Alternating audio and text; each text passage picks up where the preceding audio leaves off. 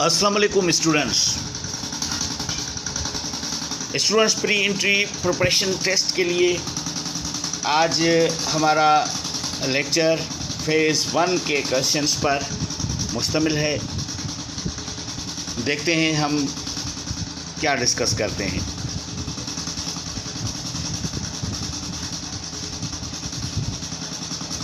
Students phase 1 में आप जानते हैं कि हमें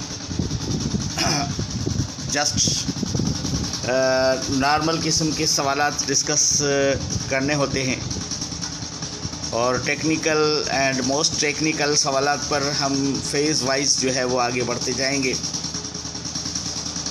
चूँकि फ़ेज़ 1 है, सिंपलेस्ट है, जिसमें एक डायरेक्शन आपको दिया जा रहा है कि आप इस डायरेक्शन में पढ़ना शुरू करें और एक पैटर्न आपको बताया जा रहा है उन सवालात के ज़रिए। तो उम्मीद है आप उस पैटर्न को फॉलो करेंगे और उसी तरीके तिर्स पर आप पढ़ना शुरू कर देंगे। इंशाल्लाह you will be selected as doctor और इंजीनियर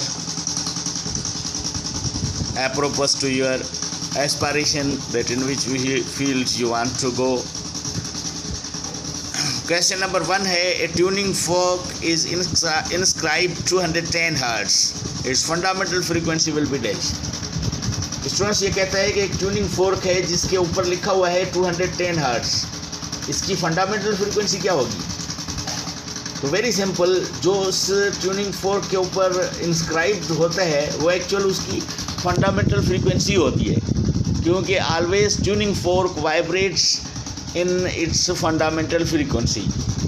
इसकी वाइब्रेशन इसके अलावा और कोई नहीं होती। उसकी जो स्ट्रक्चर है ट्यूनिंग फोर्क आपने देखा होगा और उस स्ट्रक्चर के मुताबिक it always vibrates along its fundamental frequency.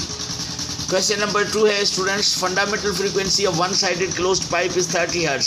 Second harmonic इसका क्या होगा? सेकंड फ्रीक्वेंसी क्या होगी इसकी? तो open one sided closed pipe जो होता है या वन साइडेड ओपन पाइप जो होता है, तो आप ये जानते हैं कि इसकी जो फ्रीक्वेंसी होगी ये वन साइडेड ओपन है, यानी वन साइडेड ओपन है, वन साइडेड क्लोज है, और इसकी फंडामेंटल फ्रीक्वेंसी का जो फार्मूला होगा वो क्या होगा? ये वेवलेंथ बाय 4 का पैटर्न बनेगा। तो इसी में से आप ड्राइव करेंगे, यानी लेंथ इसकी L बराबर है वेवलेंथ बाय 4 के, तो 4L बराबर होगी किसके? वेवलेंथ की, यानी वेवलेंथ बराबर है 4L की। तो फ्रीक्वेंसी का फार्मूला क्या बना? F बराबर है V बाय 4L। ये फंडामेंटल फ्रीक्वेंसी का था। यानी इस पर अगर इसका सेकंड हार्मोनिक पूछा जाए तो सेकंड हार्मोनिक में इसकी फिगर जो बनेगी वो ये बनेगी। स्टूडेंट्स इसकी सेकंड हार्मोनिक पर फिगर जो बनेगी, एक नोट यहाँ पर आ गया, लूप आ गया एक पूरा, और दूसरा लूप ये इस तरह क्वार्टर लूप बना। तो ये दोनों मिला के, क्योंकि फर्स्ट नोड आना चाहिए, इसमें पहला नोड आना चाहिए फर्स्ट हार्मोनिक के अंदर, सेकंड हार्मोनिक में। तो पहला नोट जो आएगा मिड में, तो ये इसकी फिगर बनेगी। तो अब स्टूडेंट्स आप इसमें से ड्राइव करें। इसमें से देखें हम किस तरह ड्राइव करते हैं कि आपके पास ये एक दफ़ा फिर मैं बना लेता हूँ। ये है वन साइडेड क्लोज्ड पाइप, तो इसमें एक लूप आ जाएगा यूँ, और दूसरा लूप यहाँ पर बना। जो बाहर निकल रहा है वेव इस तरह निकल रही है। तो अंदर वाला जो पूरा लूप बना है कंप्लीट लूप है। कंप्लीट लूप आपको पता है वेवलेंथ बाय 2 के बराबर होता है, यानी ये कंप्लीट लूप की शक्ल ये बनी है, ये वेवलेंथ बाय 2 के बराबर होता है। दूसरा ये क्वार्टर हिस्सा रहा, यानी ये बना वेवलेंथ बाय 2 और ये बना वेवलेंथ बाय 4। इन दोनों को जमा करें तो wavelength by 2 plus wavelength by 4, इसका एलसीएम आ गया 4। तो ये वेवलेंथ प्लस 2 टाइम्स वेवलेंथ, यानी इसकी जो रिज़ल्ट बनी वो क्या बनी? 3 times wavelength by 4, 3 times wavelength by 4। तो L किसके बराबर हो गया? ये पूरी इसकी लेंथ थी, लेंथ बराबर है 3 टाइम्स वेवलेंथ बाय 4 की। तो ये बराबर हो गया 4L बाय 3 के, यानी वेवलेंथ बराबर हो गया 4L बाय 3 के। वेवलेंथ इसके बराबर हुआ। तो स्टूडेंट्स फ्रीक्वेंसी का फार्मूला आप जानते हैं, V बाय क्या था, 4L था क्लोज पाइप के लिए। और ये इसकी जब सेकेंड हार्मोनिक की बात कर रहे हैं तो सेकेंड हार्मोनिक के लिए आप F2 लिखेंगे और फिर 3 यानी V बाय 4L/3 लिखेंगे। ये 3 ऊपर जाएगा तो F2 बराबर हो जाएगा किसके, 3 टाइम्स V बाय 4L के, यानी ये F2 किसके बराबर हो गया, F2 बराबर हो गया 3 टाइम्स F1 के। तो स्टूडेंट्स इसमें open pipe, one sided open pipe की जब भी बात कर रहे हो, बोथ साइडेड ओपन पाइप हो तो फिर आपके पास उसकी फंडामेंटल फ्रीक्वेंसी का फार्मूला होगा V बाय 2L। तो उसका सेकेंड हार्मोनिक होगा 2 टाइम्स F1 और फिर third harmonic 3 times F1 and so on. लेकिन जब वन साइडेड क्लोज पाइप हो तो आप जहन में रखेंगे तो उसका जो सेकेंड हार्मोनिक है वो 3 टाइम्स F1 होगा, फिर थर्ड हार्मोनिक जो होगा वो 5 टाइम F1 होगा एंड सो ऑन, यानी 8 नंबर पर ये जंप करते जाएंगे इसके हार्मोनिक्स। तो ये अगर जहन में हो तो आप फ़ौरन इसको हल कर सकते हैं। तो स्टूडेंट्स ये आपका क्वेश्चन था, वेरी सिंपल। कहते हैं fundamental frequency of one sided closed pipe is 30 hertz. इसका सेकेंड हार्मोनिक क्या होगा, 30 को 3 से मल्टीप्लाई करें 90 हर्ट्ज, यानी ए करेक्ट है इसका।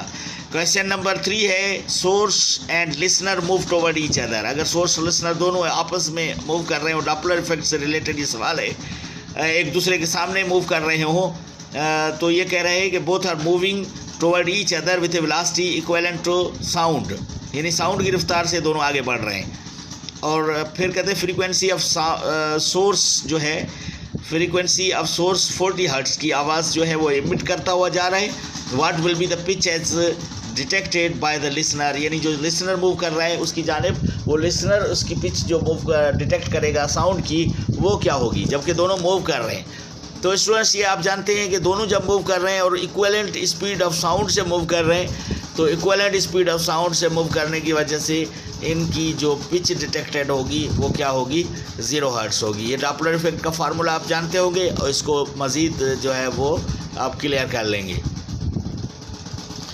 अच्छा स्टूडेंट्स एक दफ़ा फिर ये बता दूं आपको कि आप डॉपलर में ऑलरेडी दोनों टर्म्स आप जानते हैं कि V speed of sound plus VL यानी speed of listener divided by, अगर सोर्स भी इसकी जाने मूव करता है तो सोर्स मूव करने की वजह से वेवलेंथ कम पड़ेगी, वेवलेंथ की रिडक्शन जो है ज़ाहिर है सबब बनेगी। फार्मूला में आप वेलोसिटीज़ का डिफरेंशियल निकालेंगे, यानी speed of source, speed of sound में से स्पीड ऑफ सोर्स माइनस करेंगे और इसको मल्टीप्लाई करेंगे फ्रीक्वेंसी से। तो ये पिच का फार्मूला था इस केस में। तो स्पीड ऑफ साउंड से जब माइनस करेंगे, स्पीड ऑफ सोर्स दोनों बराबर हैं, स्पीड ऑफ साउंड और सोर्स दोनों यानी बराबर हैं, का मतलब सोर्स उसी स्पीड से मूव कर रहा है जो स्पीड ऑफ साउंड है। तो इस केस में आप की रिज़ल्ट 0 आ जाएगी, डिनोमिनेटर में 0 होने की वजह से रिज़ल्ट इन्फिनिटी आ जाएगी।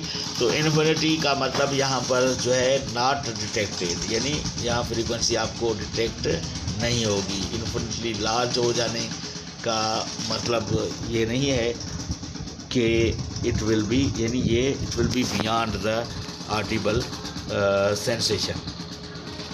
Speed of plane is double speed of sound. अगर किसी जहाज़ की स्पीड जो है साउंड की स्पीड से डबल हो तो मैच नंबर उसका क्या होगा।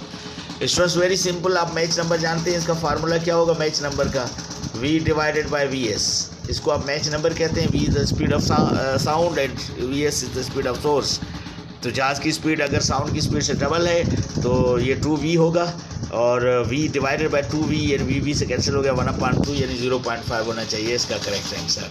तो मैच नंबर हमेशा लेस देन 1 होगा, तो इसका मतलब ये सुपरसोनिक की पॉइंट इंडिकेटर है। अगर सुपरसोनिक नहीं है तो मैच नंबर ग्रेटर देन 1 होगा, तो यानी 1 होगा या 1 से आगे होगा। ठीक है, अगर आपके पास दोनों की स्पीड बराबर हो तो फिर मैच नंबर क्या आ जाएगा, 1 आ जाएगा।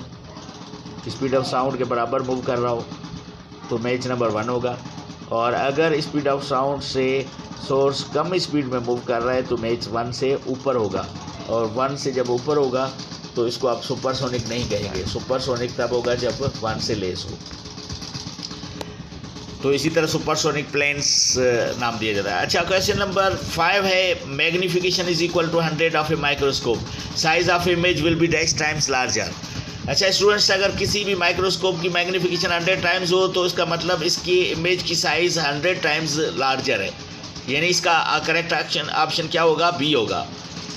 मैग्निफिकेशन इज़ 100, एम इज़ 100, तो इसका मतलब size of image is 100 times larger. लेकिन यहाँ पर स्टूडेंट्स दूसरा भी इस तरह घुमा फिरा कर मुख्तलिफ सवाल दिए जा सकते हैं। पी भी मालूम किया जा सकता था, क्यू भी मालूम किया जा सकता है, और बाज़ औक़ात फोकल लेंथ भी मालूम की जा सकती है दूसरे पैरामीटर्स देकर। तो ये टेक्निकली इस तरह के बहुत सारे सवाल बन सकते हैं जिन पर हम फेज़ 2 में ग्रेजुअली जंप करेंगे। आप ज़रूर हमारी वीडियोस देखते रहें, चैनल से राब्ते में रहें, और आपको जो पैटर्न मिलता जाए उसी पैटर्न पर आप खुद भी काम करते रहें। इंशाल्लाह यू विल विन। स्टूडेंट्स, ये क्वेश्चन नंबर 6 है जो कि आपकी होम असाइनमेंट है। ये फिगर देखें, कहते हैं if spring constant K1 and K2 are shown in diagram. ये आपको दिए गए हैं, 2 स्प्रिंग्स हैं, आपस में सीरीज़ में ज्वाइंट किए गए हैं, और इनके ऊपर इनके ज़रिए एक मास जो है वो सस्पेंड किया गया है, जिसको ए मास नाम दिया जा रहा है फिगर में देखें। फिर बी मास सस्पेंड किया गया है। नेक्स्ट फिगर देखें, K1 और K2 को पैरेलल में जो है वो इस तरह ज्वाइंट किया है। तो आपसे ये पूछ रहा है कि which of the following statement is true. A option दे रहा है ए विल स्ट्रेच मोर, यानी ए मास दोनों के बराबर हैं, दोनों मैसेज बराबर हैं, लेकिन ये स्ट्रेचमेंट ज़्यादा किस में होगी? क्या या सीरीज़ में दोनों को आप स्प्रिंग को वर्टिकली सीरीज़ में सस्पेंड कर रहे हैं, तो इस केस में इसकी स्ट्रेचमेंट ज़्यादा होगी या पैरेलल में स्ट्रेचमेंट ज़्यादा होगी? ए विल स्ट्रेच मोर, या बी विल स्ट्रेच मोर, या A B will stretch equal, या डी है none. This is your home assignment. Please give me the correct answer and through comment box if you can. Hope you will be here with us. Thanking you. We will remain.